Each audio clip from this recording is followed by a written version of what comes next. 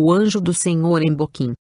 O anjo do Senhor subiu de Gilgal a Boquim e disse: Tirei vocês do Egito e os trouxe para a terra que prometi com juramento dar a seus antepassados.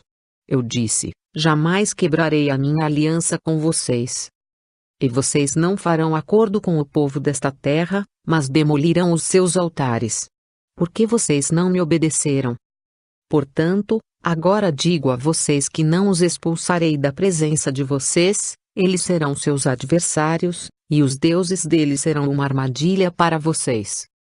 Quando o anjo do Senhor acabou de falar a todos os israelitas, o povo chorou em alta voz. E ao lugar chamaram Boquim. Ali ofereceram sacrifícios ao Senhor. Josué morre. Depois que Josué despediu os israelitas, eles saíram para ocupar a terra, cada um a sua herança.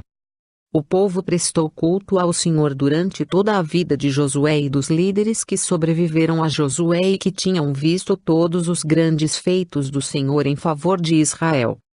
Josué, filho de Num, servo do Senhor, morreu com a idade de 110 anos.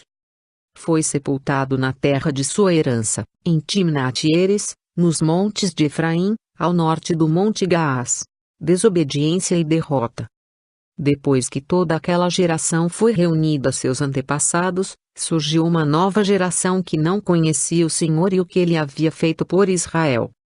Então os israelitas fizeram o que o Senhor reprova e prestaram culto aos Baalins.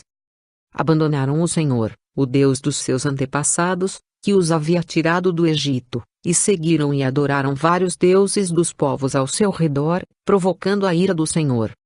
Abandonaram o Senhor e prestaram culto a Baal e Astarote. A ira do Senhor se acendeu contra Israel, e ele os entregou nas mãos de invasores que os saquearam. Ele os entregou aos inimigos ao seu redor, aos quais já não conseguiam resistir. Sempre que os israelitas saíam para a batalha, a mão do Senhor era contra eles para derrotá-los, conforme havia advertido e jurado a vocês. Grande angústia os dominava. Então o Senhor levantou juízes, que os libertaram das mãos daqueles que os atacavam. Mesmo assim eles não quiseram ouvir os juízes, antes se prostituíram com outros deuses e os adoraram. Ao contrário dos seus antepassados, logo se desviaram do caminho pelo qual os seus antepassados tinham andado, o caminho da obediência aos mandamentos do Senhor.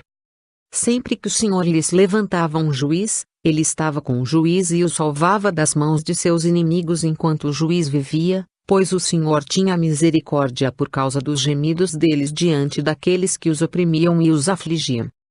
Mas, quando o juiz morria, o povo voltava a caminhos ainda piores do que os caminhos dos seus antepassados, seguindo outros deuses, prestando-lhes culto e adorando-os. Recusavam-se a abandonar suas práticas e seu caminho obstinado. Por isso a ira do Senhor acendeu-se contra Israel, e ele disse: Como este povo violou a aliança que fiz com os seus antepassados e não tem ouvido a minha voz. Não expulsarei de diante dele nenhuma das nações que Josué deixou quando morreu. Eu as usarei para pôr Israel à prova e ver se guardará o caminho do Senhor e se andará nele como fizeram os seus antepassados. O Senhor havia permitido que essas nações permanecessem, não as expulsou de imediato e não as entregou nas mãos de Josué.